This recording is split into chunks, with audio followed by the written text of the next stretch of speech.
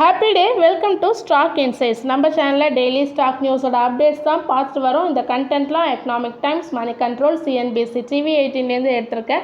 நான் SEBI register advisor கிடையாது. நீங்கள் இன்வெஸ்ட்மெண்ட் பண்ணுறதுக்கு முன்னாடி உங்கள் ஃபினான்ஷியல் அட்வைசரை கன்சல்ட் பண்ணிவிட்டு இன்வெஸ்ட்மெண்ட் பண்ணுங்கள். இன்றைக்கி நம்ம என்ன பார்க்க போகிறோன்னா, செபியோட F&O ரூல்ஸ் தான் பார்க்க போகிறோம்.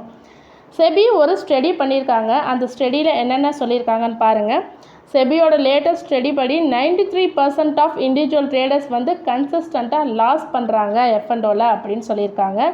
அது மட்டும் இல்லாமல் இதில் 75% லாஸ் மேக்கிங் ட்ரேடர்ஸ் வந்து கண்டினியூவாக வருஷமாக ட்ரேட் பண்ணி லாஸ் பண்ணுறாங்க அப்படின்னு சொல்லியிருக்காங்க.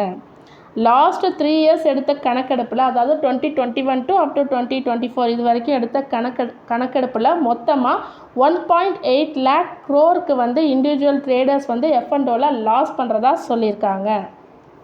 ஸோ இதெல்லாம் குறைக்கிறதுக்கு 6 மெஷர்ஸ் எடுத்திருக்காங்க. ரீட்டைல் இன்வெஸ்டர்ஸை ப்ரொடெக்ட் பண்ணுறதுக்காக ஒரு 6 மெஷர்ஸ் எடுத்திருக்காங்க. அது என்னென்னு பார்க்கலாம்.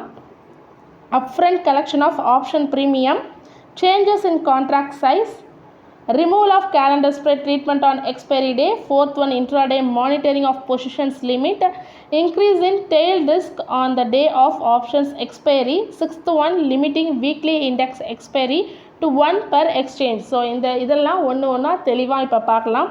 First one, upfront collection of option premium. அப்படின்னா ஆப்ஷன் பை பண்ணுறவங்க முழுசாக ப்ரீமியம் அமௌண்ட் ஃபுல்லாக பே பண்ணி தான் இனிமேல் பை பண்ணணும்னு சொல்லியிருக்காங்க. எந்த விதமான லிவரேஜஸும் கொடுக்கப்படக்கூடாது ஃபர்தராக அப்படின்னு சொல்லியிருக்காங்க. இந்த ரூல் வந்து February 2025லேருந்து நடைமுறைக்கு வருது.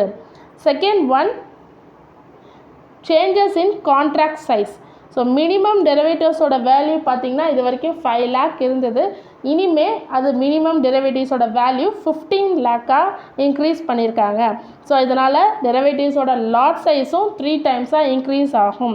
ஸோ இது இப்போ November 2024 அதுலேருந்து நடைமுறைக்கு வருது. நவம்பர் 20 2024லேருந்து நடைமுறைக்கு வருது.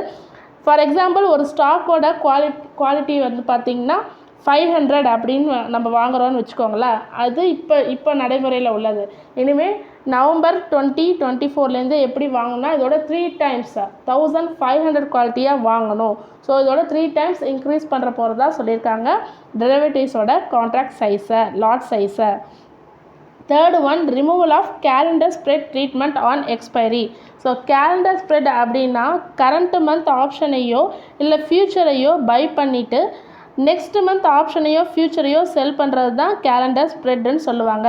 ஸோ இந்த மெத்தட் எக்ஸ்பைரி டேட் அன்னைக்கு ஸ்டாப் பண்ணுறாங்க. இந்த ரூல் வந்து effective from February 1, 2025. Fourth one பார்த்திங்கன்னா intraday monitoring at positions limit.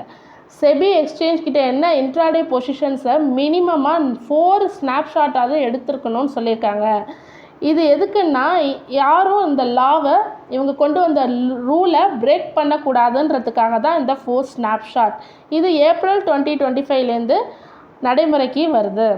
Fifth one பார்த்திங்கன்னா increase tail risk coverage. So expiry டே அன்னைக்கு யாரெல்லாம் ஆப்ஷன் செல் பண்ணுறாங்களோ அவங்களுக்கு 2% அடிஷ்னல் எக்ஸ்ட்ரீம் லாஸ் மார்ஜின் ஒன்று இனிமேல் வைக்க போகிறாங்க. ஸோ இது போடுறதுனால ஆப்ஷன் செல் பண்ணுறவங்களுக்கு எக்ஸ்ட்ரா பணம் தேவைப்படும். Sixth one, weekly index expiry to 1 per exchange. So இது November 2024லேருந்து அமலுக்கு வருது.